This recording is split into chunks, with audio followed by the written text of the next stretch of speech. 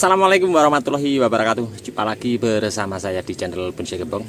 Oke sedulur bonsai, kali ini saya mau berbagi tip ya untuk teman-teman yang mungkin sibuk dengan waktu yang tidak sempat ya. Nah, saya di sini mempunyai bahan cangkokan waru los pucuk kurang lebih besarnya sekian ya. Saya panen cangkok, saya taruh di kamar mandi hampir 1 bulan. Nah, sebenarnya ini fatal ya untuk program nanti pembesaran batang sama membuat bahan dasar yang maksimal untuk terkhususnya program akar sama proses memaksimalkan batang di bawah. Nah, di sini sudah ada di samping saya bahannya. Nah, kita langsung saja ya. Nanti saya mau berbagi tip untuk mengatasinya, untuk nanti biar bahan ini terkondisikan untuk tetap hidup. Oke, seperti apa? Ya, ini dia ya untuk bahannya yang saya panen cangkokan. Ini 1 bulan yang lalu saya panen. Saya taruh di tempat teduh. Nah, mungkin untuk teman-teman hobi yang sibuk ya, belum sempat, jadi saya sarankan untuk panen cangkok taruh di tempat teduh, minimal di tempat kamar mandi kita berdirikan. Bahan ini sebenarnya dulu awal tanam, awal panen los pucuk ya, terus sempat drop karena terlalu lama di kamar mandi, tidak saya tanam. Melorot ya coro-coro boso Jawane caranya. Nah, dan saya pangkas untuk los pucuknya. Nah, untuk tip penanaman seperti ini ada beberapa hal yang perlu diperhatikan ya. Ada 2 bahan saya seperti ini, yang saya satu sudah saya kerjakan semalam. Untuk bahan seperti ini hati-hati ya untuk penanaman, jangan langsung asal tanam, karena di mana cabang-cabang di atas banyak sekali yang kering, dan kalau kita tanam dengan kondisi seperti ini tidak kita setel ulang, busuknya akan turun ke bawah ya.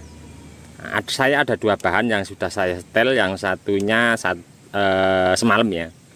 Nah, saya akan berikan tip untuk teman-teman.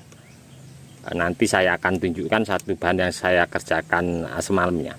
Saya mau ambilkan contoh untuk 1 cabang, nanti yang lain mengikuti. Nah, seperti pada contoh ini ya, cabang yang di sini. Nah, terlihat warnanya sedikit hitam ya. Nanti kita cari, kita potong nyampe batangnya terlihat baru ya. Kalau ada hitam kita turunkan lagi. Oke, seperti apa nanti, mudah-mudahan ini bermanfaat untuk teman-temannya.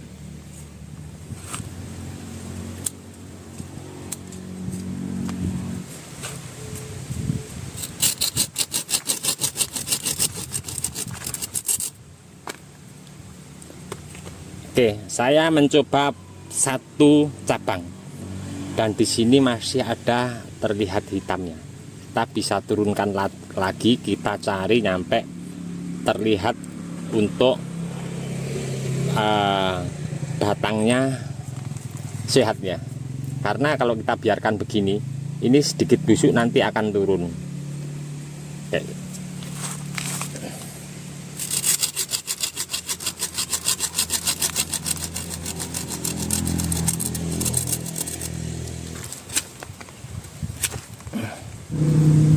Kira-kira contohnya seperti ini ya. Jadi usahakan pemotongan kita cari nyampe ke bawah batang yang sehat, jangan nyampe tersisa untuk kulit kambium atau batang tulang tengahnya hitam. Nah, ini yang pertama. Nanti yang lain mengikuti ya untuk cabang keseluruhan. Dan untuk treatment di bawah kita harus juga lakukan yang di sini. Karena terlalu lama penyimpanan bahan budidaya cangkok kita, tentunya banyak akar sekali yang kurang bagus alias busuk ya. Oke, seperti apa untuk mengatasi di bawah? Saya di sini langsung mau mencoba untuk bongkar ya.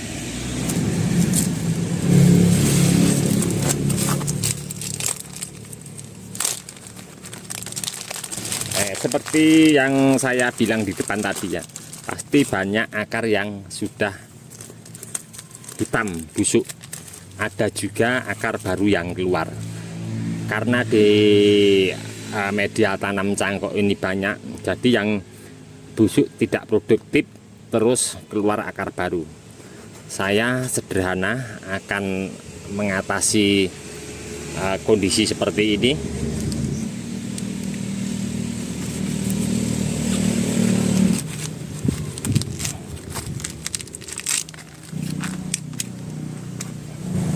Oke, kira-kira kita potong seperti ini ya. Nah, kemudian akan saya rendam di air. Kita biarkan di sini dulu. Untuk perendaman di air,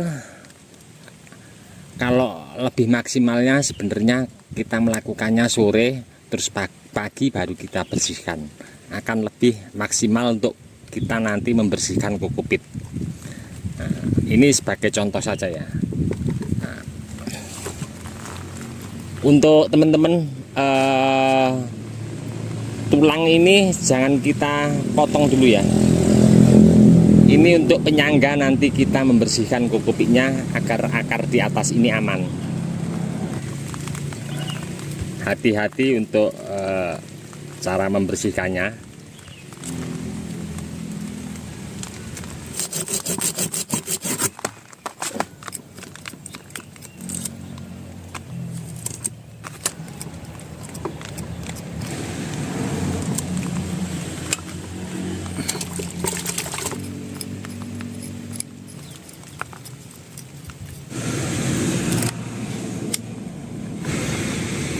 Alhamdulillah selesai kali ini.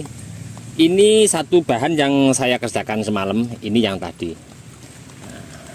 Dan jangan lupa untuk bekas pemotongan kita merapikan di sini tadi, kita kasih salep kambium dulu ya. Nah, dan ini hasilnya seperti ini. Kira-kira seperti ini. Ini bahan yang tadi saya bersihkan, dan satu lagi di sini yang semalam saya buat kegiatan mengisi waktu longgar, saya kerjakan. Kira-kira kita memaksimalkan seperti ini. Kita tinggal lakukan nanti untuk penanaman.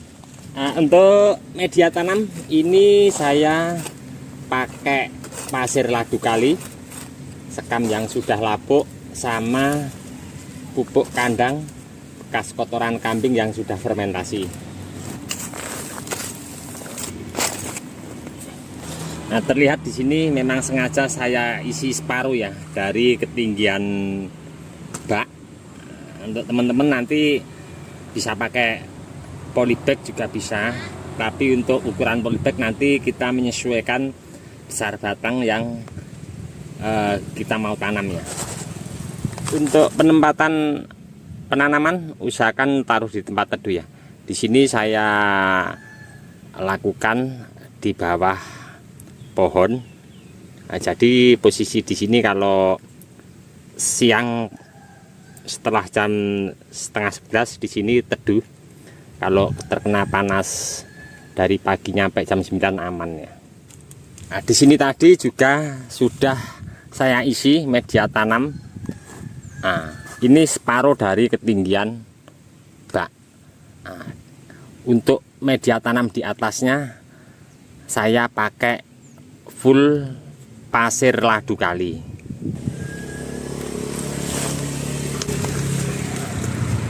Kenapa ini di atasnya pakai full pasir ladu kali saya?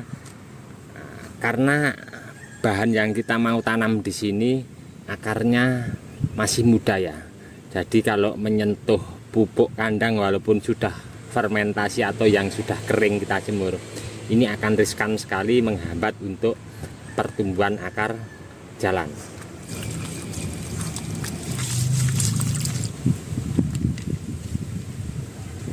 Dan kalau teman-teman minta lebih maksimal lagi agar cepat akar nanti keluar, kita pakai alas. Di atasnya alas ini kita kasih kokopit ya.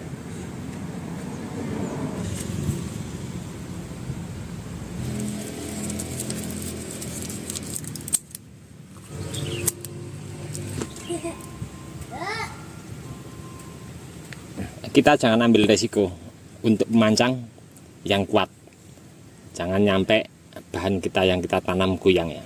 Dan di sini setelah sebelum saya penanaman, di atas tataan tadi saya kasih media tanam kokopit agar nanti lebih maksimal untuk cepat akar keluar dan kelembapan tetap terjaga. Untuk penimbunan sebelum pasir full ladu kali, kita kasih kokopit juga ya di atasnya ya. Nanti setelah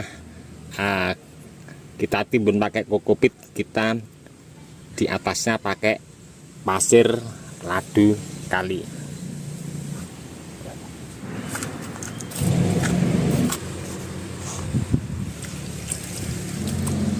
Ini tadi ya sedikit saya berbagi. Mungkin untuk teman-teman yang sibuk dengan waktu yang belum sempat menanam bahan budidaya cangkok, kita bisa lakukan seperti ini. Apakah berlaku untuk jenis bahan bonsai yang lainnya? Kita harus mencoba, karena tanpa kita mencoba kita tidak akan tahu nanti seperti apa. Nantikan terus untuk update ini nanti seperti apa. Saya akan selalu berbagi untuk nanti part kedua pas pemindahan ke lahan ground. Mudah-mudahan ini tadi bermanfaat ya untuk teman-teman dan sedikit memberi inspirasi, motivasi untuk teman-teman semangat berkarya dan berbudidaya. Dari saya di channel Bonsai Gembong cukup sekian dulu. Untuk teman-teman yang selalu menyimak mensupport video saya ucapkan banyak-banyak terima kasih. Tidak bisa saya sebutkan satu persatu. Dan untuk teman-teman yang komen-komen di bawah deskripsi mungkin tidak bisa saya tanggapi satu persatu juga, saya mohon maaf, mungkin karena waktu juga keadaan. Cukup sekian dulu. Salam satu hobi, salam budidaya. Assalamualaikum warahmatullahi wabarakatuh.